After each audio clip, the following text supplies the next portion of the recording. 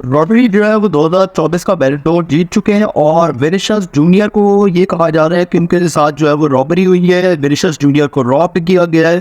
तो आज की इस वीडियो में जानेंगे कि बैलन डोर जो है वो एक्चुअली डिजर्व कौन करता था, और मैं आज आपको इस वीडियो में ये प्रूव करूंगा कि विनिसियस जूनियर से ज्यादा डिजर्वेंट तो यहाँ पे जूड बेलिंगम और डैनी कार्वाहाल थे।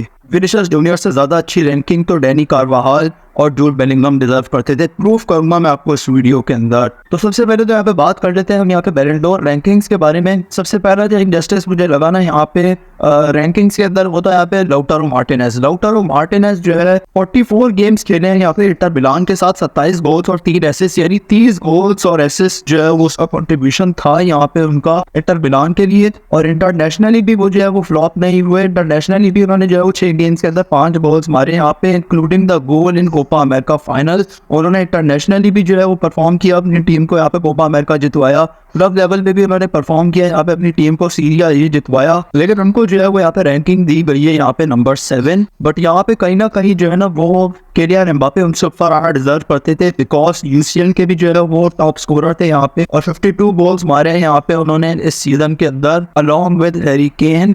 तो यहाँ पे जो है ना किलियन एम्बापे कहीं ना कहीं जो है वो मच बेटर रैंकिंग डिजर्व करते थे। अगर इंटरनेशनली देखा जाए ना तो यहाँ पे लाउटारो ने ज्यादा बेटर खेला यहाँ पे किलियन एम्बापे के मुकाबले में। बट यहाँ पे जो यूसीएल के जो टॉप स्कोरर है ना किलियन एम्बापे, अगर वो उस अचीवमेंट को ना ले पाते और सिर्फ यहाँ पे बॉल्स लीग 1 के अंदर होते तो किलियन एम्बापे की रैंकिंग जो है ना मुझे नहीं लगता कि 6th होती, लेकिन 6th यहाँ पे वो डिजर्व करते हैं बिकॉज यूसीएल टॉप स्कोरर और लीग 1 टॉप स्कोरर। बट यहाँ पे अगर ट्रॉफीज के हवाले से देखा जाए ना तो यहाँ पे कोई भी ट्रॉफी जो है वो बड़ी किलियन एम्बापे ने जीती है। लीग 1 यहाँ पे इतना ज्यादा बेटर नहीं करता है फुटबॉल वर्ल्ड के अंदर। लाउटारो मार्टिनेज ने जो है वो यहाँ पे इंटरनेशनल ट्रॉफी भी जीती है, तो इसलिए शायद लाउटारो मार्टिनेज जो है ना वो इंटरनेशनल ट्रॉफी होने की वजह से और कोपा अमेरिका के टॉप स्कोरर होने की वजह से जो है वो किलियन एम्बापे से ऊपर रैंकिंग डिजर्व करते हैं। नंबर 6 वो डिजर्व करते हैं यहाँ पे, और शायद वो एर्लिंग हालैंड से भी ज्यादा ऊपर आना डिजर्व करते हैं, बिकॉज हालैंड के ज्यादातर गोल सिर्फ प्रीमियर लीग में आए हैं।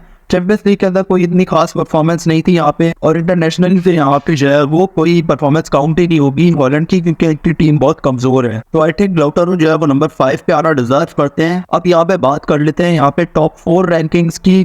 तो टॉप 4 यहाँ पे जो है वो नंबर 1 पे रॉड्री थे जिन्होंने बैलन डोर जीता, number 2 Vinicius, number 3 Bellingham, number 4 कार्वाहाल।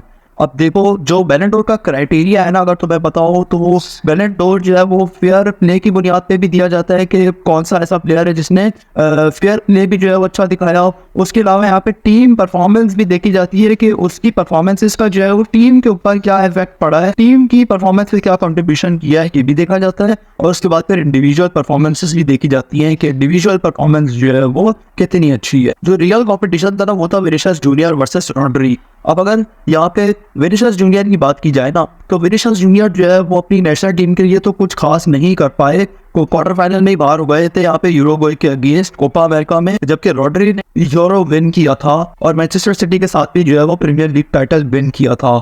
Club level पे विनिसियस जूनियर ने ज्यादा अचीवमेंट्स ली because he won the UCL. Club level पे रॉड्री को भी जो है वो आप नीचे का दर्जा दे नहीं सकते क्योंकि उन्होंने भी प्रीमियर लीग जीता और यहाँ पे उसके बाद अपनी नेशनल टीम के साथ यूरो भी उन्होंने विन किया। रॉड्री जितने ज्यादा इम्पैक्टफुल यहाँ पे मैनचेस्टर सिटी और स्पेन के लिए थे ना, विनिसियस जो है वो उतने ज्यादा इम्पैक्टफुल नहीं थे यहाँ पे रियल मैड्रिड के लिए और ब्राजील के लिए भी, बिकॉज विद रॉड्री स्पेन जो है वो एक भी मैच नहीं हारी यहाँ पे यूरो के अंदर। और आप ये सोच रहे होंगे कि यार सिर्फ रॉड्री तो ही खेलना था स्पेन में, टीम के अंदर और भी प्लेयर्स का तो कंट्रीब्यूशन था, लेकिन वो बाकी के जो प्लेयर्स हैं ना वो यहाँ पे अनबीटन अपने क्लब्स के साथ नहीं रहे, जबकि रॉड्री जो है वो 74 गेम्स अनबीटन रहे यहाँ पे मैनचेस्टर सिटी के साथ। उनकी जो स्ट्रीक एंड हुई थी वो हुई थी यहाँ पे एफए कप फाइनल में मैनचेस्टर यूनाइटेड के अगेंस्ट। आप सोच रहे होंगे कि रियल मैड्रिड के अगेंस्ट भी तो रॉड्री हारा था, रियल मैड्रिड के अगेंस्ट वो हारा था, मगर 120 मिनट जब वो पिच पे मौजूद था तो रियल मैड्रिड उन्हें 120 मिनट के अंदर मैनचेस्टर सिटी को नहीं हरा पाई, उन्होंने पेनल्टीज पे जाके हराया है। और पेनल्टीज पे जाके एक डिफेंडिंग मिडफील्डर क्या ही कर सकता है भाई, वो कोई गोलकीपर थोड़ी है जो वो ज्यादा पेनल्टी सेव करके जो है वो अपनी टीम को जितवा देगा, ज्यादा से ज्यादा एक पेनल्टी स्कोर कर देगा, इससे ज्यादा क्या कर सकता है वो अपनी टीम के लिए।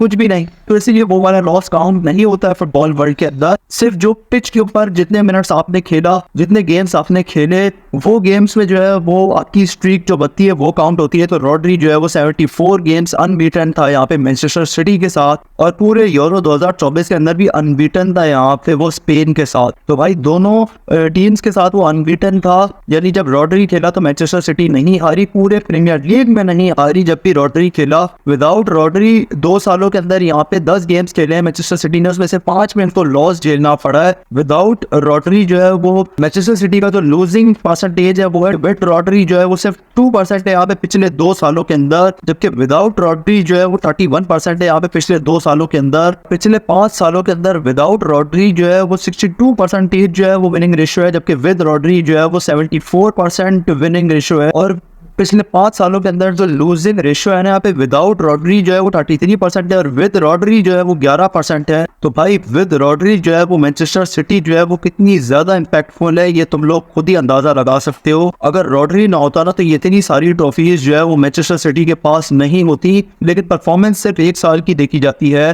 तो पिछले 1 साल के अंदर भी मैनचेस्टर सिटी रॉड्री के साथ सिर्फ 1 मैच हारी है, वो था यहाँ पे FA कप का फाइनल। जबकि विनी के साथ रियल मैड्रिड का भी विनिंग रेशो काफी अच्छा है पिछले सीजन का। बट विनीशियस जूनियर ने ऐसा क्या किया है जो जूड बेलिंगम ने नहीं किया भाई। विनीशियस जूनियर ने अगर 24 गोल और 11 असिस्ट किए 35 गोल्स में अगर उसका कंट्रीब्यूशन है ना भाई, तो जूड बेलिंगम का भी 23 गोल्स और 13 असिस्ट में जूड बेलिंगम का कंट्रीब्यूशन है। 36 गोल्स का जो है वो कंट्रीब्यूशन है यहाँ पे रियल मैड्रिड के लिए जूड बेलिंगम का, जबकि विनी का 35 गोल्स के अंदर है। तो भाई जूड बेलिंगम और विनी की परफॉर्मेंस तकरीबन सेम है भाई।